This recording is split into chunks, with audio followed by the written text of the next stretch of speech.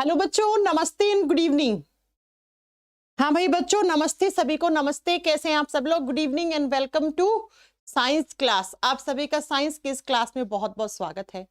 आज आइए फटाक से लाइव। अनीता आ चुकी हैं, अंजलि कुमारी आ चुके हैं, स्नेहलता आ चुकी है, पंकज आ चुके हैं, प्रियंका आ चुके हैं, राहुल आ चुके हैं, अक्षित चौधरी आ चुके हैं, निखिल आ चुके हैं। ये क्या नाम है आपका? मोंडई। ओके, मोंडई आ चुके, सत्येंद्र पटेल आ चुके हैं, राहुल आ चुके हैं। चलो भाई, गुड इवनिंग। कोई ऐसा बच्चा है जिसको इस क्लास के बारे में नहीं पता है तो मैं बता देती हूँ। इस रेलवे रत्न सीरीज की आज क्लास नंबर 20 है, 20वीं क्लास है। इसके अंदर पिछली कुछ क्लासेस में मैंने बायोलॉजी की अलग क्लासेस ली थी, चैप्टर वाइज केमिस्ट्री की अलग ली थी, कुछ क्लासेस मिक्स भी करवाई थी और अब भी हमारी मिक्स क्लास चल रही है। इसके अंदर इन 20 क्लासेस में मैंने आपको बहुत अच्छे अच्छे क्वेश्चंस की कॉन्सेप्ट के साथ प्रैक्टिस करवा चुकी हूँ। क्यों बच्चों, है ना? कोई ऐसा बच्चा है जिसको पता नहीं है, उनके लिए अनाउंसमेंट था ये। और जो बच्चा सिंसियर एकदम है वो पूरी की पूरी 20 क्लास प्लेलिस्ट से देख लेगा। हाँ, प्लेलिस्ट में सारी की सारी क्लासेस ऐड हैं। बायोलॉजी वाली में बायोलॉजी की होंगी, केमिस्ट्री वाली में केमिस्ट्री की होंगी और जो मिक्स होंगे ना वो मिक्स्ड क्वेश्चंस के नाम से आपको मिलेगी। स्टार्ट करें अपनी आज की क्लास, है ना? कल बहुत ही शानदार तरीके से हमने केमिस्ट्री के क्वेश्चंस करे थे। आज बायोलॉजी केमिस्ट्री, एक आधा क्वेश्चन फिजिक्स का भी होगा, वो मिक्स क्वेश्चन है, इनके करने वाले हैं। कल मेरी क्लास नहीं होगी, ठीक है? कल बिल्कुल इंतजार करने की जरूरत नहीं है। सोमवार, मंगलवार, आज बुधवार है, तीनों दिन मैंने आपकी क्लास ली है। चलो आओ अब स्टार्ट करते हैं अपनी आज की क्लास। आज की जो क्लास है उसका पहला क्वेश्चन क्या है? जिस बिंदु पर किसी भी पदार्थ की ठोस, तरल और गैसीय रूपों का सह अस्तित्व होता है, at which point solid, liquid and gas state of a substance are found in equilibrium. भाई वो कौन सा बिंदु है जिसपे ठोस यानी कि सॉलिड, तरल यानी कि लिक्विड और गैसीय रूपों के सह अस्तित्व है, यानी कि उसका इक्विलिब्रियम उसका क्या करता है, सब्सटेंस का पूरा वहां पर फाउंड होता है ना? उस पॉइंट को क्या बोलते हैं? बच्चा नाम से ही क्लियर है, आप देखिए ना, सॉलिड, लिक्विड, गैस, है ना? तो उस पॉइंट को हम क्या बोलते हैं? उसको हम ट्रिपल पॉइंट बोलते हैं, उसको हम त्रिक बिंदु बोलते हैं। क्वथनांक नहीं होगा, गलनांक नहीं होगा, फ्रीजिंग पॉइंट नहीं होगा, उस पॉइंट को हम क्या बोलते हैं? ट्रिपल पॉइंट या त्रिक बिंदु कहते हैं। तो पहले क्वेश्चन का सही आंसर सी है। What is the alloy of copper and tin? Copper metal जो होती है ना, वो सबसे ज्यादा अलॉय बनाने में काम आता है। आपने पढ़ा होगा केमिस्ट्री में कि जो तांबा धातु होती है वो सबसे ज्यादा मिश्र धातु बनाने का काम करती है।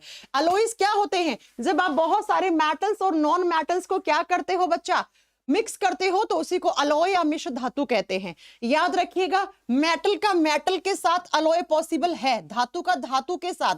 2 धातु कर लो, 3 धातु कर लो, कितनी भी कर लो। मेटल का नॉन मेटल के साथ अलॉय, हाँ बिल्कुल हो सकता है, लेकिन नॉन मेटल का नॉन मेटल के साथ अलॉय नहीं बन सकता है। इसका मतलब मैम, अलॉय यानी मिश्र धातु बनाने के लिए एटलीस्ट एक मेटल होना ही चाहिए। जी हाँ, बिल्कुल होना चाहिए। कॉपर धातु सबसे ज्यादा क्या बनाती है बच्चा? अलॉय बनाती है, ये आप याद रखिएगा, ठीक है? तो क्या आंसर होना चाहिए? What is the alloy of copper and tin? ऐसे भी लिखा हुआ सकता है, Cu+Sn। Sn किसका सिंबल होता है? चलो ये बात होगा। सेलेनम, सेलेनम क्या होता है? सेलेनम हम किसको बोलते हैं?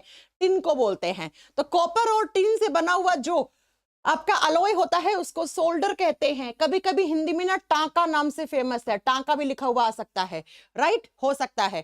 कल मैंने पढ़ाया था ड्यूराल्यूमिन अलॉय में सबसे ज्यादा क्या होता है? एल्यूमिनियम होता है। और मैंने बताया था कि यही ड्यूराल्यूमिन है, इसके अंदर एल्यूमिनियम है और इसी से क्या बनता है? एरोप्लेन बॉडी बनता है, रॉकेट्स बनते हैं, हवाई जहाज का शरीर बनता है। कॉपर और जिंक का Cu+Zn, इससे क्या बनता है? इससे ब्रास बनता है, पीतल बनता है, ठीक है? और आपसे पूछे क्या, नेक्स्ट आपसे पूछ ले बच्चा किसके बारे में, तो ओह ओह ओह, लेड एंड टिन। क्या हो गया? किसकी बात की? What is the alloy of copper and tin? तो पूछा है, कॉपर एंड टिन तो पूछा है, सही है, ठीक है? और एक सेकंड, कॉपर, ओह हो, नहीं, सोल्डर नहीं होगा। सोल्डर तो क्या होता है? Pb+Sn होता है। अरे नहीं, तुम लोग ठीक करो, सोल्डर कैसे हो जाएगा? कॉपर और टिन पूछा है ना, तो कॉपर और टिन का ऑप्शन नंबर बी आंसर होगा, ना कि सी होगा, ठीक है? बी में क्या है? कांसा। अरे ब्रोंज, ब्रोंज के अंदर क्या डलता है? कॉपर के साथ आपका टिन डलता है, जबकि कॉपर के साथ जिंक डाल देते हो तो क्या बनता है? वहां से पीतल बनता है, ठीक है? तो याद रखिएगा, सोल्डर जो होता है, टांका होता है, उसमें क्या डलता है, पीबी डलता है, प्लम्बम डलता है, लेड डलता है, और साथ में क्या, टिन डलता है। लेड और टिन धातु के अलॉय को हम सोल्डर कहते हैं। थोड़ा सा मेरे से ना मिसकम्युनिकेशन हो गया है, ठीक है। मैंने ऊपर ना कॉपर एक्सप्लेन कॉपर को कर रही थी, दिमाग में चल रहा था लेड, ठीक है। तो ये इस क्वेश्चन का आंसर ऑप्शन नंबर बी होगा, ना कि सी होगा। चलो, और तुम लोग भी मतलब सी लग गए ना, तुम लोग भी सी करने लग गए हैं। कौन से बच्चे थे जो, मैं ऐसे महानुभावों का नाम देखना चाहती हूँ, कौन सा बच्चा था कि जो सी पे लग गया था? अरे मेरे से थोड़ी बहुत मिस्टेक होगी, लेकिन आप लोगों से नहीं होनी चाहिए ऐसा। आइए अगला question, which of the following non metal, non metal की बात करी है, ऐसी नॉन मेटल जिसको हम कहां पर, पानी के अंदर रखते हैं। पानी के अंदर कैसा, डुबा के रखते हैं। पानी के अंदर क्यों रखते हैं? ताकि वो क्या, हवा के ज्यादा कांटेक्ट में ना आए, ज्यादा रिएक्टिव फॉर्म में ना आए। बच्चों अब नॉन मेटल पूछा है, ठीक है, तो सारे के सारे मैम नॉन मेटल ही हैं। और मैंने कल की क्लास में पढ़ाया था 3 टाइप का फास्फोरस होता है, और सबसे ज्यादा जो फास्फोरस होता है वो कौन सा होता है, व्हाइट फास्फोरस। सफेद फास्फोरस होता है वो मोस्ट रिएक्टिव फास्फोरस होता है, ये सबसे क्रियाशील फास्फोरस माना जाता है। मोस्ट रिएक्टिव फास्फोरस पूछ ले आपसे, फास्फोरस 3 प्रकार का होता है, लाल फास्फोरस, सफेद फास्फोरस और ब्लैक फास्फोरस। लाल फास्फोरस माचिस की तिल्ली में मिलता है ना, वो रेड फास्फोरस होता है। और व्हाइट फास्फोरस का क्या काम आता है, मूवीज में आपने देखा होगा ना, बहुत सारा धुआं निकल रहा होता है, धुएं के अंदर से एक हीरो की एंट्री होती है, वो जो स्मोक बॉम्ब्स होते हैं ना, उनको बनाने के लिए व्हाइट फास्फोरस काम में लिया जाता है, ठीक है। तो व्हाइट फास्फोरस जो होता है उसको पानी के अंदर डुबा के रखा जाता है, और ये नॉन मेटल होता है, ये नॉन मेटल होता है। अगला question, which of the following is most acidic, सबसे ज्यादा अम्लीय कौन होगा? आप जानते हो एसिड्स की पीएच कम होने पर क्या होते हैं, वो ज्यादा स्ट्रॉन्ग होते हैं। इसका मतलब जिसकी पीएच वैल्यू देखो 0 to 7, आप जब भी किसी सॉल्यूशन का पीएच आता है 7 से कम आता है, 7 से नीचे आता है, तो हम उसको क्या बोलते हैं, हम उसको एसिडिक बोलते हैं, हम उसको अम्लीय प्रकृति का बोलते हैं। 7 से ऊपर 14 से नीचे आता है तो हम उसको बेसिक बोलते हैं, हम उसको क्षारीय प्रकृति का बोलते हैं। तो एसिड्स की पीएच वैल्यू घटने पर एसिड स्ट्रॉन्ग होते हैं। जितनी कम पीएच वैल्यू उतना ही ज्यादा हाइड्रोजन आयन होगा उस सॉल्यूशन के अंदर, और जितने ज्यादा हाइड्रोजन आयन, इसका मतलब वो उतना ही ज्यादा स्ट्रॉन्ग एसिड होगा, वो उतना ही ज्यादा प्रबल अम्ल होगा। तो स्ट्रॉन्ग एसिड कौन सा होना चाहिए यहां पर मैम, जिसके पीएच का मान कितना हो, 1 हो, जिसके पीएच का मान 1 हो। तो उल्टा होता है यहाँ पे, पीएच कम होने पे एसिड्स स्ट्रॉन्ग होते हैं, जबकि पीएच बढ़ने पर बेस स्ट्रॉन्ग होते हैं। जिस बेस की नियर बाय 14 पीएच का मान होगा, यहाँ पे आएगा, वो स्ट्रॉन्ग बेस माना जाता है। आपने केमिस्ट्री में पढ़ा होगा स्ट्रॉन्ग एसिड्स कौन कौन से होते हैं, जैसे sulphuric acid, nitric acid, hydrochloric acid. Weak acids क्या होते हैं, oxalic acid, lactic acid, tartaric acid, है ना, acetic acid, formic acid, citric acid, ascorbic acids, ये क्या होते हैं, ये वीक एसिड्स होते हैं, ये दुर्बल अम्ल होते हैं। आइए अगले क्वेश्चन पे चलते हैं। Next question, metal oxide are, metals के ऑक्साइड्स कैसे होते हैं? मैं कितनी बार आपको पढ़ाऊं कि मेटल्स के जो ऑक्साइड्स होते हैं वो बेसिक नेचर के होते हैं, वो क्षारीय प्रकृति के होते हैं, बस 2 मेटल को छोड़ के। वो 2 मेटल कौन कौन सी हैं, जरा कमेंट करके बताइए मुझे। मैं कितनी बार पढ़ाऊं आपको कि मेटल्स के ऑक्साइड्स बेसिक या एल्कली नेचर के होते हैं, क्षारीय प्रकृति के होते हैं, बस 2 मेटल को छोड़ दो। कौन कौन सी मेटल को छोड़ रखा है आपने? हाँ जी, 2 मेटल कौन कौन सी थी, एक मैम एल्यूमिनियम और दूसरा मैम जिंक।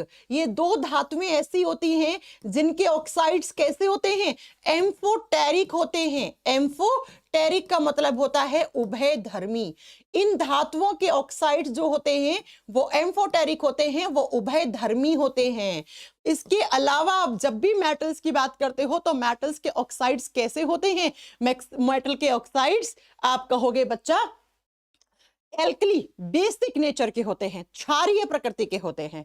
यहीं पे आपसे नॉन मेटल की बात कर ले तो नॉन मेटल्स जो होती हैं अधातु, एनएम का मतलब है नॉन मेटल्स, इनके ऑक्साइड्स कैसे होते हैं बच्चा, एसिडिक नेचर के होते हैं। जैसे कार्बन क्या है, कार्बन एक नॉन मेटल है, तो कार्बन से क्या बनता है, कार्बन का ऑक्साइड CO2 कार्बन डाइऑक्साइड कहां डलती है, आप बताओगे कोल्ड ड्रिंक की बोतल में ये क्या है, ये एसिडिक नेचर की होती है। आता है ना एग्जाम में कार्बन डाइऑक्साइड का नेचर क्या है, तो आपको बताना है वो एसिडिक है, वो अम्लीय प्रकृति की होती है, राइट। तो आप याद रखिएगा मेटल के ऑक्साइड्स कैसे होते हैं, हमेशा एल्कली यानी क्षारीय प्रकृति का या बेसिक नेचर का होता है। मैम एक भाई का रिप्लाई दे दीजिए, ठग लाइफ का रिप्लाई। मैम प्लीज गाइड हमें ऑल रतन सीरीज की बायोकेमिस्ट्री जितना आपने करवाया है टेक्नीशियन एग्जाम के लिए हेल्पफुल है। बिल्कुल है बच्चा, बिल्कुल है। Technician, JE, NTPC, group D, हर एक एग्जाम में काम आएगा आपको। बीपीएससी के एग्जाम में काम आएगा आपको, आरएस के एग्जाम में काम आएगा, आप अगर किसी टीचिंग एग्जाम की तैयारी कर रहे हैं उसमें काम आएगा। अब बार बार आप कॉमेंट नहीं करेंगे, ठीक है। चलो आइए, हाँ मैम एएलपी और आरपीएफ के क्वेश्चन करवा दो बस। इसी वीकेंड पे मैं एक ही क्लास में एएलपी और आरपीएफ दोनों के क्वेश्चंस करवा दूंगी तुम लोगों को, ठीक है। इसी वीकेंड पे मैं आपको आरपीएफ और एएलपी में पूछे हुए सारे क्वेश्चंस मैं सारे करवा दूंगी, राइट। आ जाओ, which compound is used as disinfectant. बच्चों डिसइंफेक्टेंट का मतलब क्या होता है, कहीं पे आपको चोट लग जाती है हल्की फुल्की, तो वहां पे जर्म्स ना बन जाए, वहां पे जीवाणु, बैक्टीरिया, जर्म्स, कीटाणु ना लग जाए, नहीं तो उस घाव से कीटाणु अंदर चले गए तो खराब हो जाएगी स्किन वहां की, या वो घाव क्या हो जाएगा, उसमें बहुत ज्यादा इन्फेक्शन हो जाएगा। तो वहां के एरिया को हम किससे साफ करते हैं, वहां के एरिया को साफ करने के लिए H2O2 हाइड्रोजन पेरोक्साइड यूज होता है। जी हाँ, आप याद रखिएगा डिसइंफेक्टेंट के तौर पे हाइड्रोजन पेरोक्साइड यूज होता है। जम्स वम्स जहां पर भी चोट वोट लगी है, कॉटन के साथ आप हॉस्पिटल जाते हो, कभी चोट लगती है तो डॉक्टर क्या करता है, कॉटन के ऊपर लिक्विड डाल के देता है ना, तो उसी को डिसइंफेक्टेंट कहते हैं। नेक्स्ट अल्कोहल, जी हाँ सैनिटाइजर। सैनिटाइजर में क्या था, अल्कोहल ही तो आ रही थी ना, है ना। कुछ लोग तो क्या कर रहे थे, आपने सुना नहीं था फलाना जगह लॉकडाउन के समय अल्कोहल मिल तो रही नहीं थी लोगों को, तो घर पे सैनिटाइजर पी रहे थे, है ना। सैनिटाइजर पी गए थे, इतने लोग पी गए थे सैनिटाइजर, राइट। तो ये दोनों, केरोसिन नहीं, केरोसिन नहीं, तो याद रखिएगा हाइड्रोजन पेरोक्साइड और अल्कोहल क्या है, ये दोनों ही डिसइंफेक्टेंट के तौर पे काम में लिए जाते हैं। आइए अगले क्वेश्चन पे चलते हैं। नेक्स्ट क्वेश्चन क्या कहता है, which gas Burns with popping sound. याद है आपको कल की क्लास मैंने क्या कहा था, मैंने कहा था जब आप मेटल्स की रिएक्शन किसके साथ करवाते हो, एसिड के साथ, एसिड यानी कि अम्ल के साथ करवाते हो, तो बच्चा वहां से क्या हाइड्रोजन गैस निकलती है। ये बात पढ़ाई थी ना मैंने, वहां से H2 गैस निकलती है, और इस H2 गैस की साउंड कैसी होती है, पॉप पॉप पॉप साउंड होती है ना। हाइड्रोजन गैस जब यहां से निकलती है तो उसकी साउंड कैसी होती है, उसकी साउंड पॉप साउंड होती है, पॉप ध्वनि होती है। अगर आप अभी भी इस क्वेश्चन में नाइट्रोजन आंसर कर रहे हैं तो सच में बच्चा आपकी स्थिति बहुत दयनीय है। मुझे बहुत दया आ रही है, क्योंकि मैं एक कॉन्सेप्ट तीसरी बार रिपीट कर रही हूं इसी सीरीज के अंदर। अभी भी आपका आंसर नाइट्रोजन आ रहा है तो आई कांट हेल्प, है ना। चलिए, तो हाइड्रोजन गैस जब भी एमिट होती है तो वहां से पॉप साउंड आती है, पॉप साउंड। क्लोरीन क्या काम करती है बच्चा, क्लोरीन गैस आप जानते हो कहां पर, जम्स वगैरह को मारने का काम कर सकते हैं क्लोरीन। स्विमिंग पूल की सफाई करते हैं क्लोरीन गैस से, है ना। ऑक्सीजन आग लगाती है, CO2 आग बुझाती है। नाइट्रोजन जो होता है वो हमारे एनवायरनमेंट में सबसे ज्यादा पाए जाने वाली गैस होती है। आओ अगले क्वेश्चन पे चलते हैं। Sound is formed when chlorine gas is flown in lime water. अब लाइम वाटर का मतलब क्या, लाइम को पानी में डाल दिया और चूने को पानी में डालते हो तो उसको क्या बोलते हो उसे बुझा हुआ चूना चूना बोलते हो। तो अब आपको पता होना चाहिए कि लाइम वाटर के लिए कैल्शियम ऑक्साइड मत ले लेना भाई, लाइम प्लस वाटर, तो कैल्शियम ऑक्साइड को आपने पानी में डाला तो कैल्शियम हाइड्रोक्साइड बन गया, इसको चूने का पानी बोलते हैं। इसको हम क्या बोलते हैं, इसको हम चूने का पानी बोलते हैं। तो कैल्शियम हाइड्रोक्साइड की आपने रिएक्शन करवाई किससे, क्लोरीन गैस से। यही कहा है ना कि क्या लाइम वाटर की आपने रिएक्शन क्लोरीन गैस से करवाई, तो यहां से क्या बनेगा, यहां से CaCl2, यहां से CaCl2 बनेगा, प्लस आपको बताना है यहां से बनेगा CaOCl2। क्या बनेगा, CaOCl2, है ना। और आप बताओगे साथ में यहां पर पानी रिलीज हो जाएगा। अब आप इसको कर दो बैलेंस, है ना, अब आप इसको बैलेंस कर दो। तो आप देखो ये लाइम वाटर है, ये कैल्शियम हाइड्रोक्साइड है, ये लाइम वाटर है, इसकी रिएक्शन क्लोरीन गैस से करवाई तो क्या मिला आपको, ये किसको क्या बोलते हो आप प्यार से, इसको प्यार से आप ब्लीचिंग पाउडर बोलते हो। हिंदी मीडियम वाले बच्चों आपको विरंजक चूर्ण भी लिखा हुआ मिल सकता है। विरंजक चूर्ण, इसी को आप कैल्शियम ऑक्सीक्लोराइड कहते हो। इसी को आप क्या कहते हो? कैल्शियम ऑक्सीक्लोराइड या ब्लीचिंग पाउडर। क्या करता है? ब्लीच करवाने में, कलर को काटने का काम करता है ना। लड़कियां करवाती है ना फेस पे ब्लीच, पहले दिन आपको काले काले बाल दिखेंगे, अगले दिन थोड़े से रेड से कलर के बाल दिखेंगे, तो वो क्या है? वो बच्चा ब्लीच हो गया, नेचुरल कलर ब्लैक को काट दिया है ना। तो कैल्शियम ऑक्सीक्लोराइड मिलेगा कब कब? जब आप लाइम वाटर की रिएक्शन क्लोरीन गैस से करवाते हो तो बनने वाला प्रोडक्ट क्या होता है बच्चा? यहां से एक क्लोरीन यहां आ गया, एक क्लोरीन यहां आ गया, है ना। ये दो कैल्शियम लिए तो एक कैल्शियम ये रहा, एक कैल्शियम ये रहा, और ये पानी आपका अलग हो गया। तो इससे क्या मिला हमें? हमें ब्लीचिंग पाउडर, जिसको हिंदी में हम विरंजक चूर्ण भी कहते हैं। नेक्स्ट है, how many water molecules are found in soda ash. बच्चों मैं आपको बहुत बार पढ़ा चुकी हूं कि Na2CO3 इसको सोडियम कार्बोनेट कहते हैं, और इसी के आगे आप जब 10 पानी के मॉलिक्यूल लगा देते हो तो हम इसी को ही क्या कहते हैं? इसी को हम वॉशिंग सोडा कहते हैं, है ना। इसी को हम क्या कहते हैं? धावन सोडा के नाम से फेमस है ये केमिस्ट्री में। और मैंने पढ़ाया था सोडियम कार्बोनेट कहाँ काम आता है? ये हार्ड वाटर को सॉफ्ट वाटर में कन्वर्ट करने में काम आता है। कठोर जल, हार्ड वाटर को बोलते हैं कठोर जल, कठोर जल की कठोरता दूर कर देता है, और जैसे ही कठोर जल की कठोरता दूर हो गई तो वो सॉफ्ट वाटर में, वो मृदु जल में बदल जाता है। तो कठोर जल को मृदु जल में बदलने के लिए हम यही वॉशिंग सोडा भी काम में लेते हैं, है ना। तो कितने मॉलिक्यूल हैं पानी के? डेका 10। तो आपका आंसर क्या हो जाएगा? 10। मुझे कोई बच्चा ये बता सकता है 7 किस में होता है? मैं पढ़ा चुकी हूं आपको, 7H2O पढ़ाए थे ना मैंने। देखो एक मैंने पढ़ाया था आपको Epsom salt, blue vitriol, green vitriol, white vitriol और मोर सॉल्ट, ये सब पिछली क्लासेस में पढ़ा चुकी हूँ। और मैंने पढ़ाया, इन सब में याद कर लेना पानी के मॉलिक्यूल कितने कितने होते हैं। अब बार बार थोड़ी ना एक ही क्वेश्चन थोड़ी लेके बैठी रहूंगी मैं, है ना, एक ही थोड़ी ना क्वेश्चन लेके बैठी रहूंगी। आओ जरा, अब जरा सुनो मेरी बात को ध्यान से, अब मेरी बात को जरा ध्यान से सुनिए। कभी कभी क्या आता है? कभी कभी ये आता है बच्चा यहां से कि ग्रीन विट्रियोल में, व्हाइट विट्रियोल में, ब्लू विट्रियोल में, इप्सम सॉल्ट में, मोर सॉल्ट में, और एलम, एलम क्या होता है बच्चा? फिटकरी, और एक आपका ये हो गया, ठीक है, एक आपका ये हो गया। इन सब में कितने कितने कितने आपसे पूछता है पानी के मॉलिक्यूल होते हैं। अब एक मिनट, अब सुनो बच्चों ध्यान से, है ना। क्या how many water molecules are found in soda ash? अब ये यहां पर फिर से आपको थोड़ा ध्यान देने की जरूरत है। सोडा ऐश किसको बोलते हैं? सोडियम कार्बोनेट को बोलते हैं। सोडियम कार्बोनेट के अंदर जब आपने 10 पानी के मॉलिक्यूल जोड़े हैं ना, तब वो हार्ड वाटर कहलाया है। तो क्वेश्चन में आपको यहां पर क्या दिया हुआ है? सोडा ऐश दिया हुआ, तो आपका 10 वाला ऑप्शन सही नहीं होगा, 0 होगा। 0 सही होगा, 0 सही होगा बच्चा, है ना, 0 होगा। क्यों? क्योंकि बच्चा सोडा ऐश में तो पानी होता ही नहीं है। जब आप इसी सोडे की राख में, इसको हिंदी में सोडा राख भी कहते हैं, जब आप इसके अंदर 10 पानी के मॉलिक्यूल जोड़ोगे तब वो वॉशिंग सोडा बन जाता है।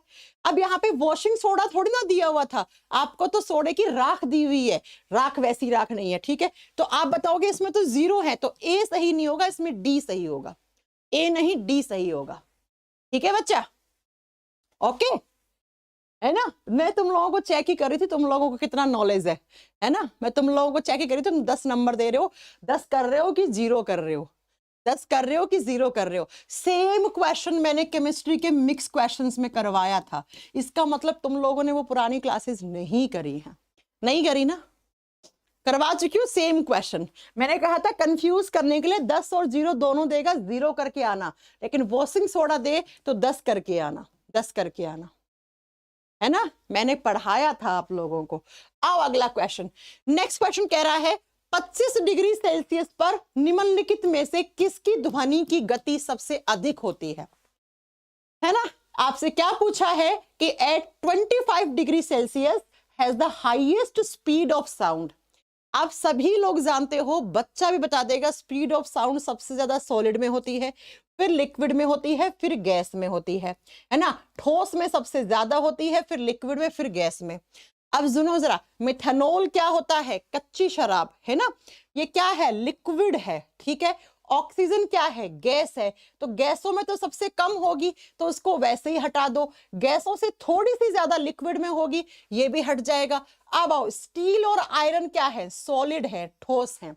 तो स्टील और आयरन में आपको बताना है कि किसकी स्पीड ऑफ साउंड ज्यादा होगी। लगभग बराबर सी ही होती है। स्टील में लगभग एनसीईआरटी में दिया हुआ 5960 होती है, और जब आयरन की बात करते हैं तो 5950 ऐसे ही कुछ होगी बच्चा, है ना, इतनी कुछ होगी। तब थोड़ा सा माइन्यूट सा डिफरेंस होता है। भाई आयरन से ही तो स्टील बनता है, आयरन से ही तो स्टील बनता है ना, आयरन से ही स्टील बनता है। एल्यूमिनियम नहीं दिया हुआ है ना बच्चा, अब एल्यूमिनियम थोड़ी ना लेके बैठ जाओगे आप, है ना, एल्यूमिनियम थोड़ी ना लेके बैठ जाओगे। अब एल्यूमिनियम है ही नहीं ऑप्शन में, एल्यूमिनियम होता तो एल्यूमिनियम करते।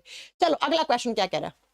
अगला क्वेश्चन कह रहा है आपको इधर कुछ कॉलम 1 दिया है, इधर कॉलम 2 दिया है, आपसे इनको मिलाने का बोला है। ये क्वेश्चन है आपके हार्ट के चैप्टर से, एनसीईआरटी से उठाया हुआ चैप्टर है। आप जानते हैं हार्ट में 4 चैम्बर होते हैं। इसको बोलते हैं लेफ्ट ऑरिकल, इसको बोलते हैं लेफ्ट वेंट्रिकल, इसको बोलते हैं राइट ऑरिकल, इसको बोलते हैं राइट वेंट्रिकल। दायां आलिंद दायां निले, बायां आलिंद बायां निले।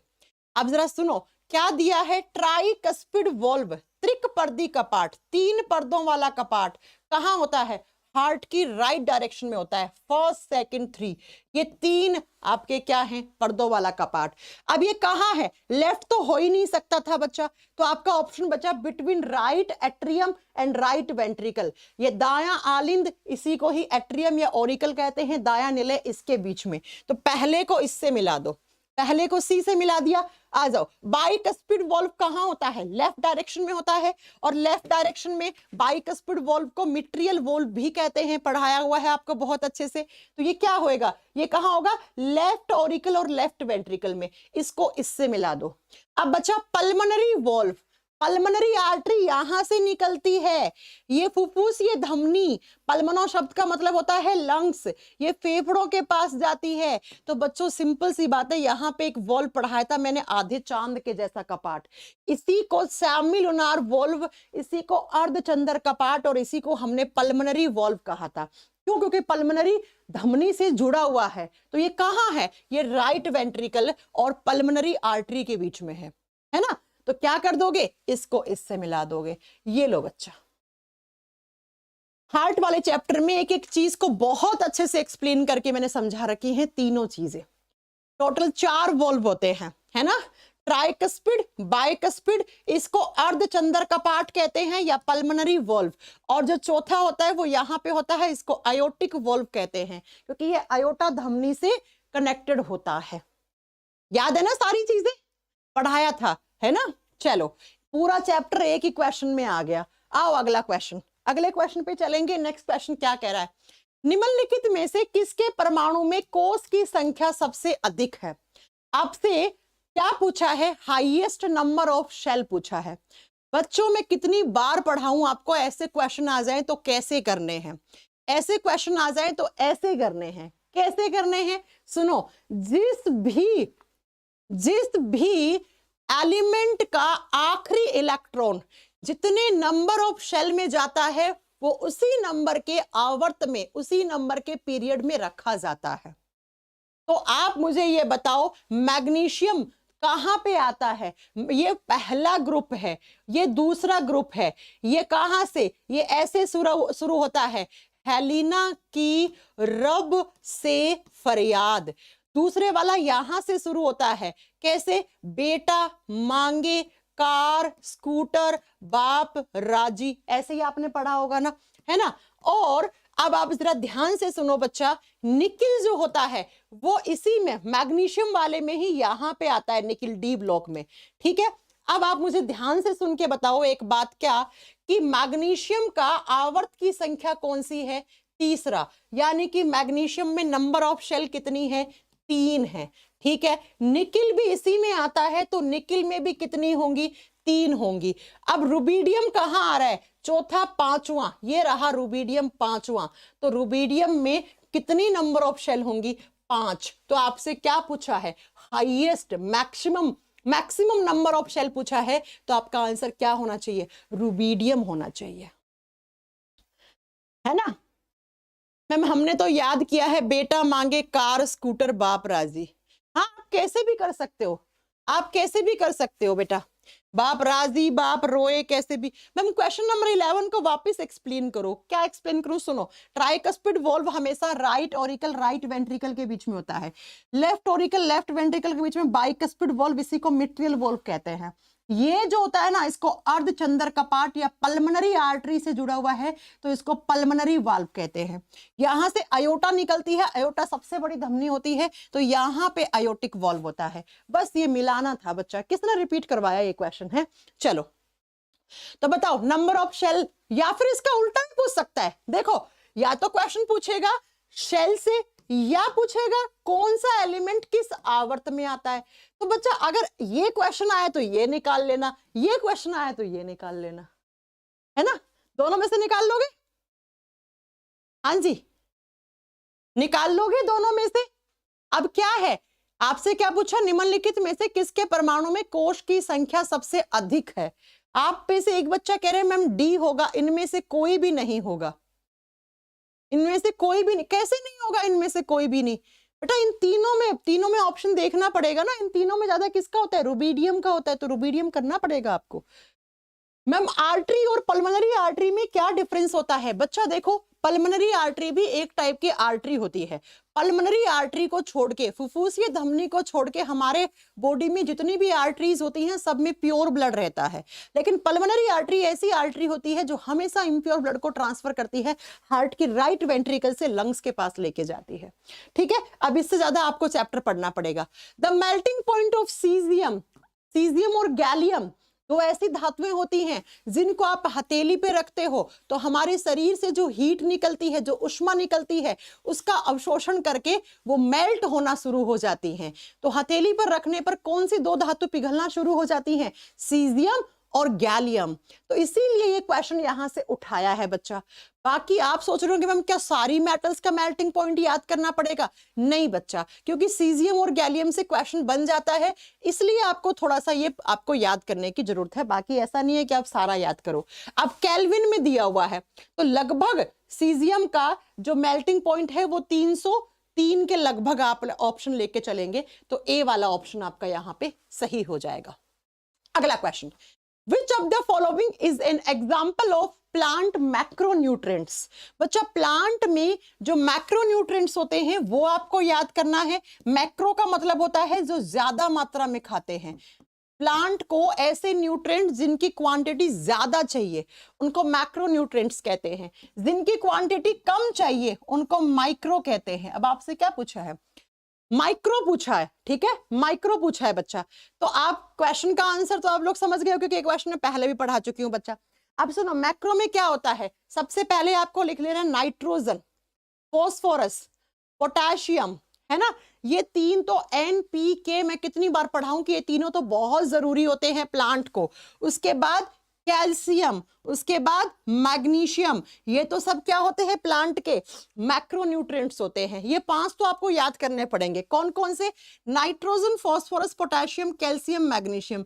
मैग्नीशियम कहाँ होता है? हमने कल या परसों की क्लास में करा था। मैग्नीशियम क्लोरोफिल में पाया जाता है एज ए सेंटर मेटल, है ना। प्लांट में क्लोरोफिल या मैग्नीशियम की कमी से पेड़ के पत्ते हरे ना होकर पीले पड़ जाते हैं, राइट। तो बच्चा ये तो मैक्रोन्यूट्रिएंट्स होते हैं।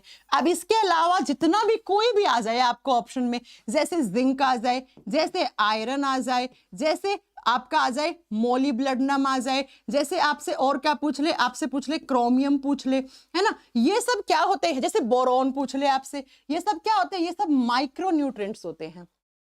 बस आपको मैक्रो याद करने हैं, बाकी कोई ऑप्शन हुआ तो वो माइक्रो ही होगा ना। तो कैल्शियम मैक्रो होता है, मैग्नीशियम मैक्रो होता है, नाइट्रोजन मैक्रो होता है, तो बोरॉन क्या हो गया यहाँ पे? बोरॉन इज ए माइक्रोन्यूट्रिएंट्स, है ना। बोरॉन को हम कहां पर इस क्वेश्चन में क्या कंसीडर करेंगे? माइक्रोन्यूट्रिएंट्स में कंसीडर करेंगे। चलो आ जाओ। हाँ, पोटिक क्वेश्चन क्यों एनालिसिस करके दे खुदा। लक्ष्मीधर महाराणा, आप कौन सी लैंग्वेज बोल रहे हैं मुझे समझ नहीं आ रही है ना। मुझे ले दे के 2-3 ही लैंग्वेज आती हैं, आप कौन सी लैंग्वेज बोल रहे हैं आई डोंट नो, है ना। मुझे राजस्थानी आती है बहुत ही अच्छे से, है ना, और मुझे हिंदी आती है और थोड़ी बहुत टूटी फूटी इंग्लिश आती है। इसके अलावा आप कोई और लैंग्वेज बोल रहे हैं तो बच्चा थोड़ी बहुत पंजाबी भी बस बोल नहीं पाती, लेकिन समझ सारी लेती हूँ, राइट। अब तुम कौन सी लैंग्वेज बोल रहे हो मुझे नहीं पता है बच्चा। अब एक बच्चा कह रहा है लव यू मैम, ये कौन है ये? हाँ चलो आओ अगले क्वेश्चन पे। हाथ जोड़ के बोल रहा है तो मतलब एज ए स्टूडेंट बोल रहा है, छोड़ दिया तो मैं माफ किया है ना। आओ अगला अगला क्वेश्चन।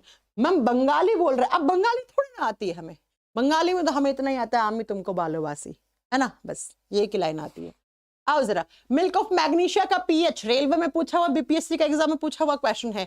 मिल्क ऑफ मैग्नीशिया किसको बोलते हैं? मैग्नीशियम हाइड्रोक्साइड को बोलते हैं। मैंने कहा है रेंज में आएगा तो 10 से 10.5 वाला ऑप्शन ठीक करोगे, अकेला 10 भी आया तो उसे कंसिडर कर लेना। तो मिल्क ऑफ मैग्नीशिया किसकी तरह काम करता है? एज ए सीजीएल में पूछा हुआ क्वेश्चन है। एंटा एसिड की तरह काम करता है, प्रति अम्ल की तरह काम करता है, आपके पेट में एसिडिटी ठीक कर देता है, पेट के एसिडिक नेचर को कम कर देता है, अम्लीय प्रभाव को कम कर देता है बच्चा, है ना, राइट। तो मिल्क ऑफ मैग्नीशिया का अगर रेंज में आ जाए तो 10 से 10.5, बीपीएससी ने यही क्वेश्चन का आंसर सही माना हुआ है। अगला क्वेश्चन, जब हम किसी अल्कोहल को, अल्कोहल एथाइल अल्कोहल हो सकता है, कोई भी हो सकता है, को एल्कीन में परिवर्तित करना चाहते हैं तो इस अभिक्रिया में किस अम्ल का उपयोग किया जाता है? बच्चों ये परसों की क्लास में क्वेश्चन आया था, ये परसों आया था ना, पूरा मैंने एक्सप्लेन करके पढ़ाया था, मैंने बहुत अच्छे से पढ़ाया था कि वहां पर क्या हो जाता है, डिहाइड्रेशन हो जाता है ना। जब भी कहीं पर भी आप एथाइल अल्कोहल को एल्कीन में कन्वर्ट करते हो तो उस रिएक्शन में हम H2SO4, अरे ये SO4 है, टाइपिंग एरर है, हम वहां पर कौन सा एसिड यूज करते हैं? हम वहां पर सल्फ्यूरिक एसिड यूज करते हैं, हम वहां पर सल्फ्यूरिक अम्ल का उपयोग करते हैं। ये वही सल्फ्यूरिक एसिड है जो बैटरी एसिड के नाम से फेमस है, ये वही सल्फ्यूरिक एसिड है जो एसिड रेन में आता है। और कल की क्लास में भी मैंने आपको H2SO4 से बनने वाले 2 क्वेश्चन करवाए थे केमिकल रिएक्शन से। क्या आपको वो दोनों क्वेश्चन याद हैं? नहीं है तो कल की क्लास पढ़ लेना अच्छे से। चलो अगला क्वेश्चन, अगला क्वेश्चन है अम्लीय ऑक्साइड बनाने वाले तत्व का परमाणु क्रमांक निम्नलिखित में से कौन सा होता है? मैंने थोड़ी देर पहले पढ़ाया कि मेटल्स के जो, आज तो तबीयत सही से नहीं लग रही, गले में खरखर हो रहा है। मेटल्स के जो ऑक्साइड्स होते हैं वो हमेशा बेसिक क्षारीय प्रकृति के होते हैं, है ना, जबकि नॉन मेटल्स के ऑक्साइड्स होते हैं वो कैसे, वो एसिडिक नेचर के होते हैं। अब आपसे अम्लीय पूछा है ना, एसिडिक पूछा है, तो सीधी सी बात है भाई, जो मेटल होगा वो तो हट जाएगा। अब तुम लोग ना इस क्वेश्चन को न्यूमेरिकल का नाम देते हो ना तो मुझे बहुत गुस्सा आता है। ये न्यूमेरिकल है, हाँ ये न्यूमेरिकल नहीं, कॉन्सेप्चुअल क्वेश्चन है बच्चा। नॉन मेटल के ऑक्साइड एसिडिक होते हैं। अब 18 नंबर पे कौन आता है? 18 एटॉमिक नंबर दिए हुए, ये 18 पे आर्गन आता है। अब आप कहोगे मैम क्या आर्गन का जो ऑक्साइड है वो आर्गन, हाँ नॉन मेटल है मैं जानती हूं, तो आप कहोगे आर्गन का तो ऑक्साइड क्या होगा, एसिडिक होगा। मैं कहूंगी मैं तुम्हें 2 चांटे मार दूंगी, क्योंकि आर्गन क्या है, नॉन रिएक्टिव होता है, इनर्ट गैस होती है, ये तो अभिक्रिया ही नहीं करता है। आर्गन से रिएक्शन करवाओगे क्या तुम लोग? है 19 पे क्या आता है, आर्गन पोटाशियम कैल्शियम, 18 19 20 है ना, के पोटाशियम, पोटाशियम क्या होता है, मेटल, मेटल के तो ऑक्साइड कैसे होते हैं, बेसिक नेचर के होते हैं। 12 पे मैग्नीशियम आता है, मैग्नीशियम धातु है, धातुओं के ऑक्साइड कैसे होते हैं, बेसिक नेचर के होते हैं। बचा कौन, 6 पे कौन आता है आपका, कार्बन भाई साहब, और कार्बन क्या होता है, नॉन मेटल, तो कार्बन के ऑक्साइड कैसे होंगे, ऑक्साइड एसिडिक नेचर के होंगे। कार्बन के ऑक्साइड जैसे अभी एग्जांपल दिया था CO2, CO carbon monoxide, carbon dioxide, ये कैसे नेचर के हैं, ये एसिडिक नेचर के होते हैं, ये अम्लीय प्रकृति के होते हैं, है ना। ये कैसे होते हैं, ये कैसे होते हैं, अम्लीय प्रकृति का होता है। तो आप बताओगे जरा इस क्वेश्चन का आंसर बी। अब इस क्वेश्चन को न्यूमेरिकल समझ के छोड़ के आ जाते हैं कुछ बच्चे, अरे मैम न्यूमेरिकल आ गया था, हमने तो पढ़े नहीं थे न्यूमेरिकल। अब ये न्यूमेरिकल नहीं है, है ना, ये कुछ चीजें ना सिक्स सेंस लगा के भी करनी होती है। मुझे पता है, यहाँ पर देखो ना साफ दे रखा है एटॉमिक नंबर। अब तुम लोग एटॉमिक नंबर ना पढ़ोगे तो तुम्हें न्यूमेरिकल लग जाएगा, है ना। चलो आओ अगला क्वेश्चन। जब कॉपर ऑक्साइड हाइड्रोजन के साथ अभिक्रिया करता है तो कॉपर और पानी बनाता है। क्वेश्चन है आपको इक्वेशन खुद देती है। क्या कहा है कि CuO, ये क्या होता है? ये कॉपर ऑक्साइड है। खुद से बना लो आप रिएक्शन। किसके साथ अभिक्रिया करवानी है? आपसे कहा कॉपर ऑक्साइड हाइड्रोजन के साथ रिएक्शन करा, तो क्या बना? तो बना Cu प्लस H2O बना। ये लो, अब आप बता दो बच्चा। तो कह रहा है इसमें ऑक्सीडेशन किसका हुआ है? ऑक्सीडेशन क्या होता है? जिसके साथ ऑक्सीजन ऐड होता है। अब ये बताओ, यहां पर H2 था, यहां पर H2O हो गया, तो ऑक्सीजन किसके साथ ऐड हो रहा है? H2 के साथ। तो बच्चा H2 के साथ जब ऑक्सीजन ऐड हुआ है तो H2 का क्या हुआ है? इसका ऑक्सीडेशन हुआ है, उसका क्या हुआ है? अपचयन हुआ है। अब ये बताओ, कॉपर ऑक्साइड में ऑक्सीजन था, हट गया, ऑक्सीजन का रिमूव होना रिडक्शन कहलाता है। क्या कहलाता है? उपचयन कहलाता है। तो अगर रिडक्शन पूछा हुआ होता तो अपना आंसर क्या हो जाता? ये। अगर ऑक्सीडेशन पूछा है तो हमारा आंसर क्या हो गया? ये हो गया। परसों की क्लास में परसों या कल ही बताया है, ठीक है। आप कहोगे मैम आप पुरानी क्लास की क्यों बात करते हो? भाई पुरानी क्लास में भी तो कंटेंट है ना, है ना? तो आप पुरानी क्लास भी देखा करो, क्लास मत छोड़ा करो, मत छोड़ा करो, ठीक है। तो बच्चा, मैंने परसों की ही क्लास में पढ़ाया था कि भाई जहां से ऑक्सीजन हटा है इसका मतलब उसका रिडक्शन हुआ है ना, उपचयन हुआ है। जहां पे ऑक्सीजन आके ऐड हुआ है ना, उसका क्या हुआ है? उसका ऑक्सीडेशन हुआ है, ऑक्सीकरण हुआ है। अगला क्वेश्चन कह रहा है, नेक्स्ट क्वेश्चन कह रहा है, निम्नलिखित में से गलत जोड़ी को पहचानो। एनसीईआरटी से उठाया हुआ क्वेश्चन है, आपको गलत मिलाया हुआ मिलान हटाना है। और जिन बच्चों ने अभी तक भाई वीडियो को लाइक नहीं किया है, तुम लोग किसका इंतजार कर रहे हो? हर एक चैप्टर के क्वेश्चन ला रही हूँ। तुम लोग कहते हो मैम एएलपी में क्या कहते हैं, केमिकल रिएक्शन से क्वेश्चन ज्यादा आए। तो देखो ना, ऐसी कोई क्लास नहीं जिसमें 4-5 क्वेश्चन में केमिकल रिएक्शन से ना लेके आ रही हूँ। तुम लोग कहते हो मैम एनसीईआरटी, ये सारा एनसीईआरटी की भाषा है, ये एनसीईआरटी की ही भाषा है, ठीक है। आप कहते हो मैम एनसीईआरटी से क्वेश्चन आते, तो ये एनसीईआरटी ही है, और क्या है बच्चा। इसलिए हम कह रहे हैं कि ढंग से बिल्कुल पढ़िएगा, है ना, ढंग से पढ़िएगा। ओके मैम, आप वन शॉट वीडियो लेकर आओ बहुत जल्दी। मैं आपको एक मैराथन क्लास, एक नहीं 2, मैं ना बहुत बच्चों की डिमांड आती है कि मैम 12 घंटे की क्लास लेके आओ। आपको पता है मेरा बच्चा छोटा सा है, मेरे से 12 घंटे वो दूर नहीं रह पाएगा। हाँ, एक टाइम पर जब बच्चे शादी वादी नहीं हुई थी तो उस टाइम पे मैंने भी 8-8 घंटे की मैराथन क्लासेस ली हैं, है ना। तो आज वो टीचर्स कर रहे होंगे क्योंकि वो नए टीचर्स हैं, है ना, राइट। अब मेरा बच्चा हो गया, वो छोटा है, वो मेरे से 12 घंटे दूर नहीं रह सकता है ना, मैं उसको छोड़ सकती, राइट। तो मैंने ये प्लान किया है कि मैं 5 से 6 घंटे की 2-3 मैराथन क्लास आपको करवा दूंगी, है ना। 5 से 6 घंटे की वन शॉट वीडियो ले आऊंगी, राइट। तो वो मैं लेके आऊंगी, है ना, बहुत जल्दी लेके आऊंगी। तैयार कर रही हूँ, तैयार कर, टाइप कर रहा है। चलो आओ, अगला क्वेश्चन क्या कह रहा है? सुक्रोज जो होता है, on hydrolysis it produce glucose and fructose. जानते हैं सुक्रोज एक डाइसैकेराइड कार्बोहाइड्रेट होती है, वो किससे बनता है? एक ग्लूकोज और एक फ्रक्टोज के मॉलिक्यूल्स मिलकर सुक्रोज बनाते हैं। बहुत सही बात है, सही बात है। लैक्टोज, जिसको मिल्क शुगर कहते हो, वो जब टूटती है तो क्या बनता है? एक ग्लूकोज और एक गैलेक्टोज बनता है। इसलिए मैं कहती हूँ कि तुम लोग ना सिर्फ ये मत कहा करो दूध में लैक्टोज होता है, तुम लोग ये भी कहा करो दूध में लैक्टोज ज्यादा होता है, गैलेक्टोज भी होता है ना, क्योंकि गैलेक्टोज, जब लैक्टोज टूट रहा है तो गैलेक्टोज भी तो मिल रहा है ना। चलो अगला, माल्टोज, जिसको माल्ट शुगर कहते हैं, वो 2 यूनिट ऑफ ग्लूकोज, हाँ 2 ग्लूकोज आपस में जुड़ के माल्टोज बनाते हैं, बिल्कुल सही बात है। अगला है फ्रक्टोज, जिसको फ्रूट शुगर कहते हैं, वो क्या बनाता है? एक ग्लूकोज और एक लैक्टोज बनाता है। गलत है, ठीक है। फ्रक्टोज तो खुद एक मोनोसैकेराइड कार्बोहाइड्रेट होता है भैया। अरे ग्लूकोज, फ्रक्टोज, गैलेक्टोज, ये तीनों कैसी होती हैं? ये तीनों मोनोसैकेराइड कार्बोहाइड्रेट्स हैं। तो मोनो से डाई कैसे मिल सकता है भैया? गलत है ना, डाई मोनो में कन्वर्ट होता है ना, डाई जब टूटता है तो मोनोसैकेराइड की यूनिट में कन्वर्ट होता है। तो ये गलत हो गया है, क्योंकि बच्चा फ्रक्टोज तो खुद एक मोनोसैकेराइड कार्बोहाइड्रेट है ना। देखो पीरियोडिक टेबल हटा दिया है, आप जो बोल रहे हैं, मैं आपको बता दूं, आपके जो रेलवे की वैकेंसी का नोटिफिकेशन निकला था वो आज से 7 महीने पहले निकला था। अभी न्यूज आ रही है कि नई एनसीईआरटी में पीरियोडिक टेबल हटा दिया है।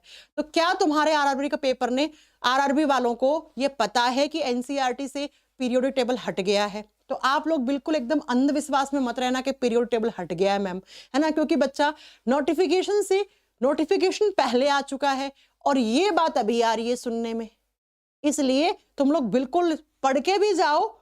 ऐसा नहीं है कि क्वेश्चन आ जाए पीटी से तो आप कर ना पाओ, ठीक है, मैं तो यही सलाह दूंगी, है ना बच्चा। चलो आओ, तो क्वेश्चन में गलत ढूंढना था, गलत डी है मेरे हिसाब से, आपके हिसाब से भी यही होगा।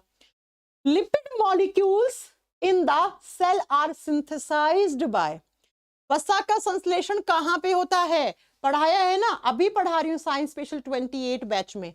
एंडोप्लाज्मिक रेटिकुलम दो टाइप की होती है, एक होता है रफ एंडोप्लाज्मिक रेटिकुलम, खुरदरी अंतःपरदवी जालिका, जिसकी सरफेस खुरदरी है क्योंकि उसके ऊपर राइबोसोम्स प्रेजेंट होते हैं, और राइबोसोम्स जहां पर भी होंगे आपको प्रोटीन ऑप्शन ठीक करना है।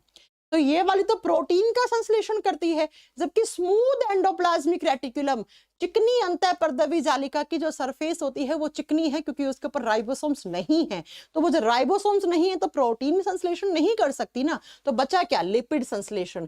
तो स्मूथ एंडोप्लाज्मिक रेटिकुलम क्या करती है, वसा का संश्लेषण करती है, लिपिड का संश्लेषण करती है, जबकि RAR rough endoplasmic reticulum protein का संश्लेषण करती है, ठीक है। फिर उस प्रोटीन की पैकिंग करना, ट्रांसपोर्ट करने का काम किसका होता है, गोल्गी बॉडीज का होता है। प्लास्टिड तो क्या करते हैं, प्लांट सेल में कलर देने का काम करते हैं, रंग देने का काम करते हैं। तो ए वाला ऑप्शन यहां पर आप ठीक करोगे, ठीक है, ए वाला ऑप्शन यहां पर आपका ठीक आंसर हो जाएगा, ठीक है। चलो आओ अगला क्वेश्चन, नेक्स्ट क्वेश्चन क्या कह रहा है, अगला क्वेश्चन कह रहा है जिप्सम को गर्म करके एक रासायनिक यौगिक एक्स तैयार करते हैं, आंसर यही आ गया, आगे का क्या पढ़ना भैया, है ना। आप जिप्सम को गर्म करते हो, CaSO4.2H2O, इसको गर्म कर दो कितने डिग्री सेल्सियस पे, लगभग 120, कभी कभी ना 100 से 120 भी ऑप्शन आता है, वो आपको सही करना पड़ेगा। तो यहां से क्या मिलता है हमें, हाफ H2O बच जाते हैं पानी के, बाकी ये सेम है। तो इसी को आप क्या कहते हो, इसी को आप POP, प्लास्टर ऑफ पेरिस कहते हो। तो क्या मिला गर्म करने से, प्लास्टर ऑफ पेरिस मिला है ना। बहुत ही बच्चों वाला क्वेश्चन था। हाँ 100 डिग्री से 120 भी आंसर ठीक है ना, 120 वाला ऑप्शन भी ठीक है। चलो अगला क्वेश्चन क्या कह रहा है, Which of these reactions of respiration requires oxygen? बच्चा दो टाइप का रेस्पिरेशन होता है, ऐसा रेस्पिरेशन जिसमें ऑक्सीजन चाहिए, ऑक्सीजन टिक का मतलब क्या है, प्रेजेंस चाहिए ऑक्सीजन की, ऑक्सीजन की उपस्थिति में होने वाला रेस्पिरेशन एरोबिक रेस्पिरेशन होता है, ऑक्सी श्वसन या वायवीय श्वसन होता है। और जो ऑक्सीजन की एब्सेंस में हो, जिसमें ऑक्सीजन जरूरी नहीं है, उसको अनएरोबिक रेस्पिरेशन। और मैंने जब पढ़ाती हूं ना रेस्पिरेटरी सिस्टम, तो मैं वहां पर हमेशा बताती हूं कि एरोबिक और अनएरोबिक रेस्पिरेशन के एग्जाम्पल रट्टे लगा लो, एग्जाम में आता ही आता है। देख लो आ गया, ये एग्जाम्पल है। देखो बच्चा, इथेनॉल, शराब की बात हो रही है, शराब किससे बनता है, फर्मेंटेशन, किण्वन की प्रोसेस से बनता है। तो किण्वन तो किसमें होता है, ऑक्सीजन की एब्सेंस में होता है, इसमें ऑक्सीजन नहीं चाहिए बच्चा। Conversion of glucose to pyruvate, मैंने पढ़ाया था ना, ग्लूकोज जब पायरूवेट में टूट जाता है तो वो अनएरोबिक रेस्पिरेशन का एग्जाम्पल होता है, ऑक्सीजन नहीं चाहिए। सेम पायरूवेट CO2 में बदल गया, तब भी ऑक्सीजन की कन्वर्जन नहीं है, ऑक्सीजन नहीं चाहिए। जबकि आप देखो बच्चा, जब पायरूवेट से क्या बनता है, कार्बन डाइऑक्साइड, H2 और एनर्जी बना है, तो यहाँ पे ऑक्सीजन चाहिए ही चाहिए, यहाँ पे ऑक्सीजन चाहिए ही चाहिए। तो वो रेस्पिरेशन जिसमें ऑक्सीजन इज मस्ट, उसको एरोबिक रेस्पिरेशन कहते हैं। यही पूछा था ना, क्या कह रहा है, विच ऑफ दिस, हाँ रिक्वायर है ऑक्सीजन, तो ऑक्सीजन रिक्वायर तो इसमें है ना, इन तीनों में ऑक्सीजन की रिक्वायरमेंट नहीं है, तो ये अनएरोबिक रेस्पिरेशन होते हैं।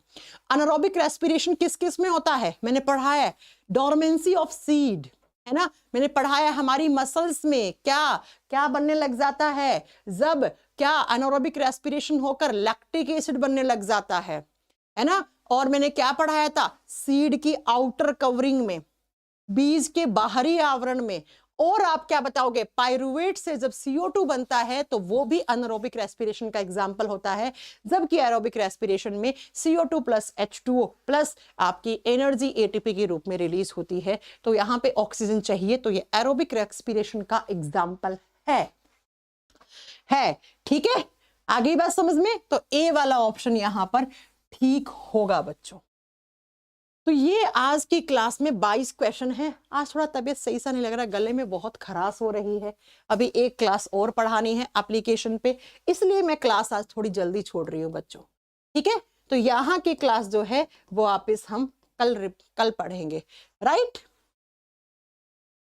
अरे 2 क्वेश्चन तो बचे हैं यार, कर लो ना, चलो कर लो। क्या कह रहा है, the products dash and are produced in the chlor alkali process. Chlor, अच्छा चलो ये दोनों क्वेश्चन आपको होमवर्क देती हूँ। ये वाला क्वेश्चन होमवर्क है आपका, क्वेश्चन नंबर 23 पढ़ लो, और क्वेश्चन नंबर 24, ये दोनों आपके HW हैं, होमवर्क है ना। मैडम की तबीयत खराब है, आपकी थोड़ी ना है बच्चा। तो आप लोग पहले ये क्वेश्चन पढ़ो और दूसरा क्वेश्चन ये पढ़ो, और इन दोनों क्वेश्चन के आंसर आपको कमेंट बॉक्स में टाइप करने हैं। मैं आज थोड़ी पहले छोड़ दे रही हूँ क्लास, आज थोड़ा गले में खराश भी है, फीवर सा लग रहा है ना बच्चा। हो गई क्लास? हाँ जी, ठीक है। ये कौन बच्चा है? एक बच्चा का, मैं एक सेकंड, नीरज प्रजापति जी, आप जाकर देखिए कम्युनिटी में मैंने लिंक डाल रखा है, कब टेस्ट होगा आपको पता लग जाएगा। ऐसा ना हो तुम्हारा आईफोन सीरीज का टेस्ट हो जाए और तुम यही बकवासबाजी करने में रह जाओ और तुम उस टेस्ट में हिस्सा भी ना ले पाओ, राइट।